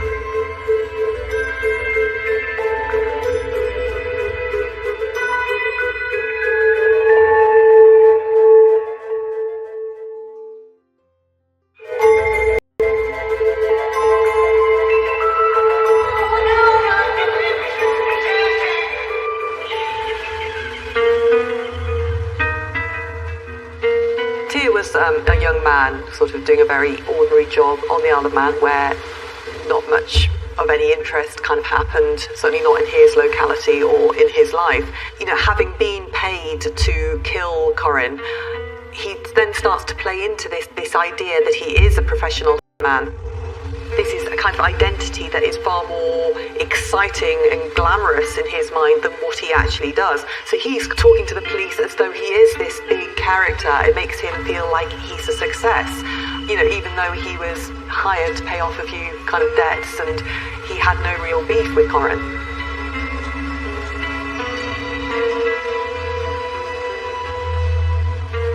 There wasn't a lot of forensic evidence because of the fact that she'd been out there so long.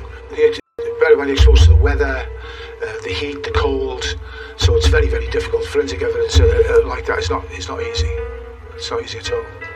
They bring a team in from the UK, just like any small force would, and they get in very quickly. So we just see what we reserve with tarpaulin and stuff like that, and then they bring in a forensics pathologist from the UK. In any case where a body is recovered in an inclement situation, so as an example in a silage bin, then that produces challenges to the investigation that need to be overcome. And of course, it could lead to the removal of forensic evidence. It was evident in this case that the victim had sustained a really severe neck injury, which was believed to have been caused by a bladed instrument, and had also sustained beating injuries. So there was very clear evidence that this was a brutal attack and murder. It's apparent from the bloodstaining that Corinne Bentley actually survived her injuries for a time because she was able to move or travel between the site of attack and where sadly she collapsed and died. Certainly in a case like this, when individuals are found in a ditch or a deposition site, then there's a natural sort of instinct to believe that this isn't where the attack took place. And so in this case, because she had been injured somewhere else and then moved and left this trail of blood drops, then that will allow the investigators to travel back and find the site of the attack. And then at that site there might be other information such as tyre marks and other forensic evidence that can help them to piece the attack together. In terms of forensic evidence, then there's always a potential for that evidence to be retained and preserved, even in the most inclement of scenarios. We recover DNA from individuals that have been in water bodies for decades, so there is always the potential that we'll recover material even in cases like this. Another thing about this particular case is, of course, contract killings are quite unusual. They're not that common, obviously. And the other thing about it is, of course, the small amount of money that was offered and accepted for such a brutal crime. I mean, to cut a young woman's throat for £600, even in 1991, that's a pretty drastic thing to do. Does it tell you just how desperate Taylor was to obtain money, perhaps? Or does it say a bit more about him? About the type of individual he was. He's 19 years of age, and yet here he is. He's a man who's quite prepared to cut a young woman's throat and murder her for an amount of money to pay off a debt. He was quite callous and cold in one manner, in a comment that he made to officers during his confession, that he felt that he did it for far too less a sum and that he should have charged more for carrying out such a brutal act, which is quite a callous thing to say. He was charged, as I say, and he appeared before the courts on the island. Manx law is different from English law. You don't have Acts of Parliament, you have Acts of Tynwald. You have judgments made by the Manx courts. They pay a lot of attention to English courts, but they make their own decisions. And obviously Manx legislation, Manx statutes being passed. In the UK, murder was always subject to common law, and then later on they brought in legislation. I think they called it the Homicide Act, but common law is where law which has just evolved over the years. And then we had an old criminal code going back to about 1872, which covered a lot of offences. And these were so Manx law would be our own legislation passed by our own Parliament, and not necessarily following the UK. In fact, in many cases, it was different in the UK. If a law is passed in the UK, it wasn't automatically passed in the Isle of Man. So, for example, a Theft Act in the UK came out about 1968, I think, but the Isle of Man, it didn't come out till 1981. Just the way we did things here. Same with the court procedure. We would have, in the UK, they'd have 12 jurors, but in the Isle of Man, we still only have 7. Our judges are called Deemsters, and we have our own appeals court, where they bring in judges from the UK for the appeals court. But ultimately, the person in charge of our court system is the Queen, or the Game of the Queen as it was then. So she has the overall power at the Home Office to deal with any criminal offences which have, any sentences which took place on the Isle of Man, which is what happened in the Tony Tier case. The Police and Criminal Evidence Act, PACE, which had come into force in 1984-1985 and for the rest of Britain, didn't apply on the Isle of Man, and the protections it afforded to suspects, to those accused of crimes, was simply not available to people languishing on remand in jail in Douglas, Isle of Man's capital. When they got his confession, the police had not given Tony Tier access to a lawyer. Worse, when the murder weapon, the supposed murder weapon, the craft knife which had slashed Corinne Bentley's throat, was found by a local resident, the police blithely told him, "Oh, just throw it away and forget about it." And so when Tier's case came to court, he pleaded not guilty to murder and demanded that his confession, the only real evidence against him, should be excluded. He hadn't been given a lawyer when he made it. What's more, the knife had never been recovered, so there was no way of testing it for forensics. And for good measure, his lawyer also argued that the police on the Isle of Man had failed to disclose a host of other potentially exculpatory evidence. None of this mattered. Those laws, those protections, simply didn't apply. He just sat there. He never gave evidence. In fact, the defence didn't call any witnesses. They just relied on the old thing in law is that the prosecution have to prove their case. He didn't give evidence and there were no witnesses called. What came out of the trial was that there was some conflict in the household. But the family weren't happy with Corinne being a boyfriend of Elliot. So the common law husband of Elliot's sister went to Tony Tier and offered him hundreds of pounds. There was always a bit of a question about what the actual words were, to get rid of her or to kill her, but that was what led up to Tony Tier getting involved. And there was some evidence later on that a large sum of money had been paid into his bank account at about the same time as this allegation was made, so there was some evidence to support that. I remember people saying, what? You know, they were hearing about it then, and it was obviously on the local radio and the newspapers, and it was a big, then the trial was a big thing. And even today, you know, people remember it and think about how horrific it all was. But the trial only lasted 3 days, and I think the jury were out for 7 hours, so it was a big event at the time, but it didn't last a long time, because as I say, it's a reasonably straightforward case. And when the jury returned their verdict, they found Tony Tier guilty of the murder of Corinne Bentley. And the judge, the Deemster, as he's titled under Manx imposed the only sentence available under Manx law for murder: death. The Deemster Callow, or the Judge Deemster Callow, just said you'd been found guilty, and the Deemster came out with what a horrendous crime this was on a poor innocent girl.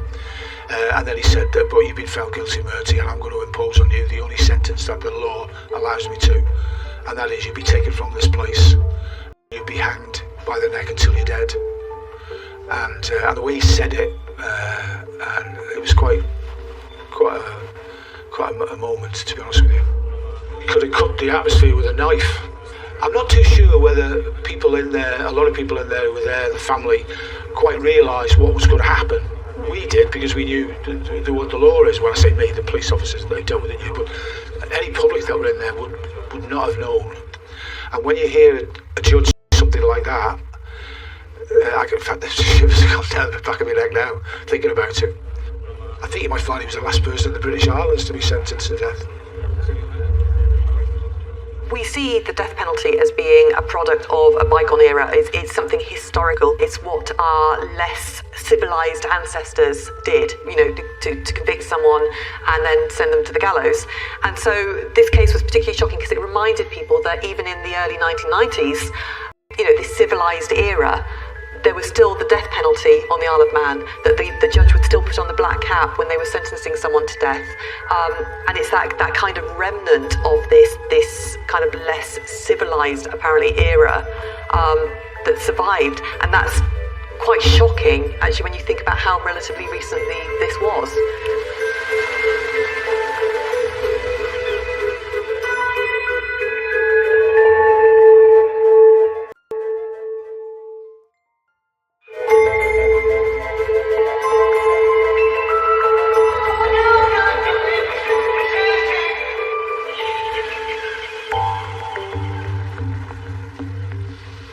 People are always surprised that the Isle of Man actually had the death penalty far later into the 1990s.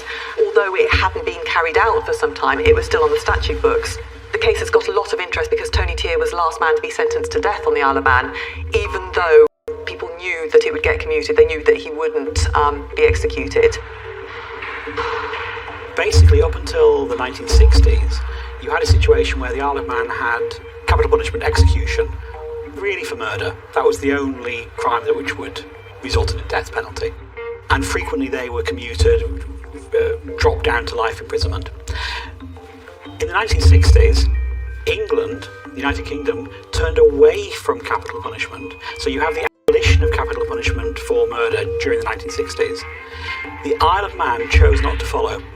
So from the 1960s, you have this position where the Manx Tynwald has laid down in an Act of Tynwald that the mandatory punishment for murder is death.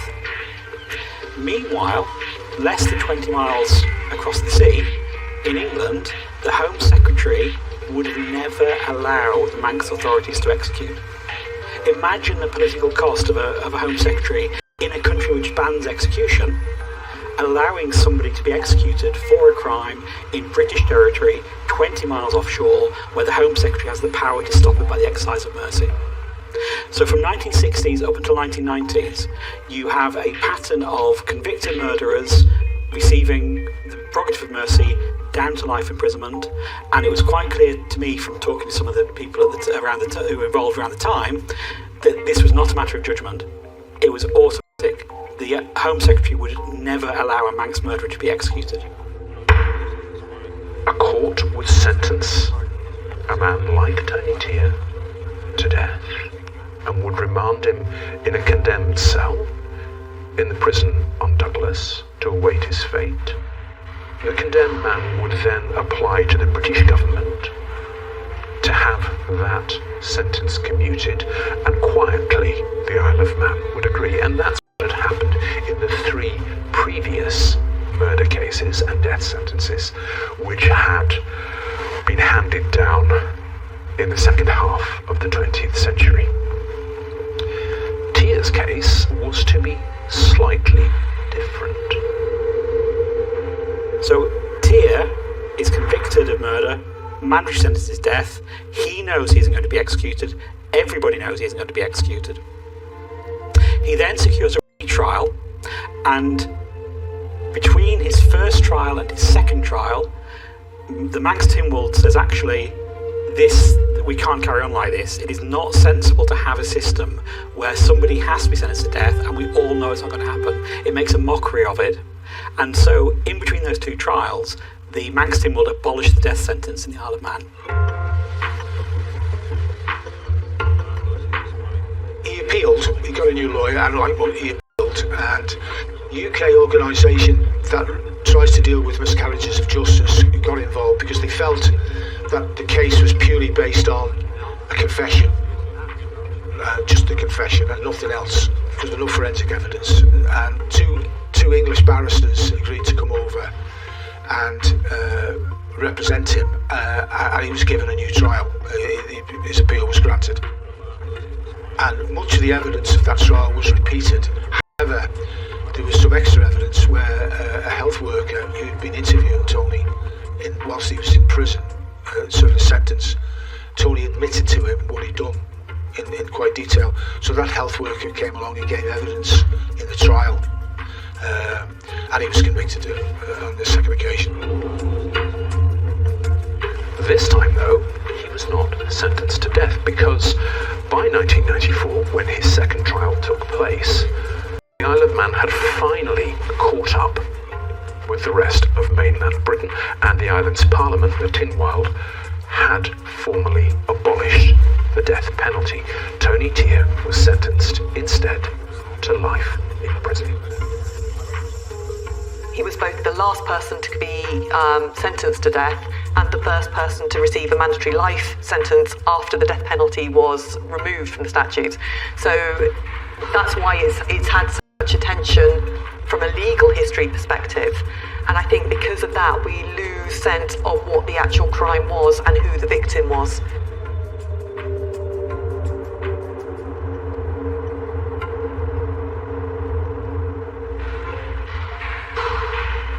Initially, the Manx prison was actually the castle, so it was sort of a fortification which also doubled as a prison. Then there was a purpose-built prison in the Victorian era, but one of the big problems the Isle of Man faces is that the prison population is very varied.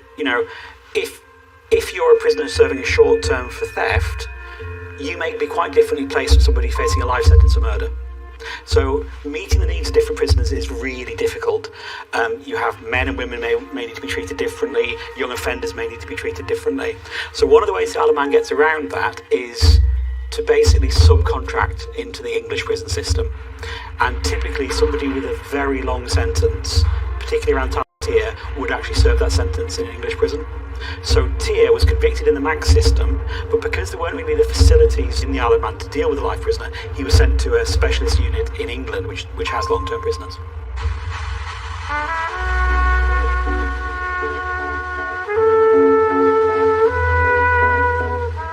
On the surface, it's a really sad, tragic, really, case of a hapless would-be murderer for hire and the disadvantaged young woman whom he slaughtered. I think the lesson which needs to be drawn from this is that the Isle of Man and the other two Crown dependencies like it are an anachronism. They are a loophole within our unwritten constitution. And frankly, they're a loophole that needs to be closed. I think if there hadn't been the Tier sentence of death, there would not have been immediately following the abolition.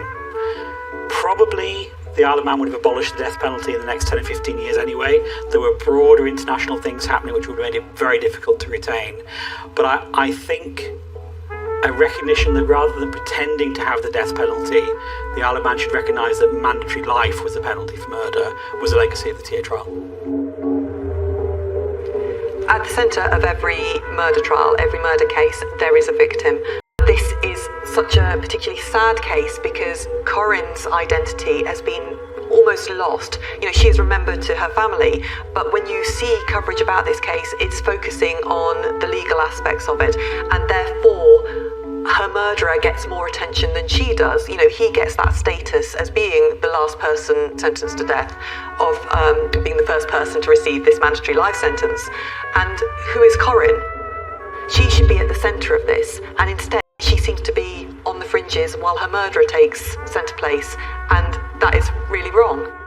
Corinne and her family received the justice they deserved, definitely. Which I only played a small part of it, but the lads who actually investigated it, that's to their credit that they were able to bring justice to Corinne and her family. At the end of the day, we're humans, we wear a uniform, whether or not you agree or disagree with what the police do. And there's often an argument, certainly in the Isle of Man, that where police officers are overpaid, it's a quiet place. Yeah, they don't earn their money. And often enough, it's like in many jobs, you're not paid necessarily for what you do, it's what you may have to do. And I hope that the majority of people in the Isle of Man would never go through a number of incidents I've gone through and things I've seen and witnessed and had to deal with. It's probably the most memorable of things for a number of reasons, and it's one that haunts me. These sort of things they have an impact. It had an impact for a long, long time. It's still there now. I didn't used to talk about it. I suppose post-traumatic stress disorder, you call it, because I wasn't expecting to find her, and it's that sudden finding her. It does have a massive impact. It was one of the most shocking in relation to the circumstances of it. It was one of the most surprising as to how it worked out with the confession straight away. I mean, that doesn't happen every day in the week. And it was a pretty horrific case as far as history of the Isle of Man is concerned. So it wasn't particularly nice. In this case, it's Tony Tier who tends to be remembered because of his dubious status as the last man to be sentenced to death on the Isle of Man. But it's Corinne Bentley who should be remembered, killed for no reason, for just £600.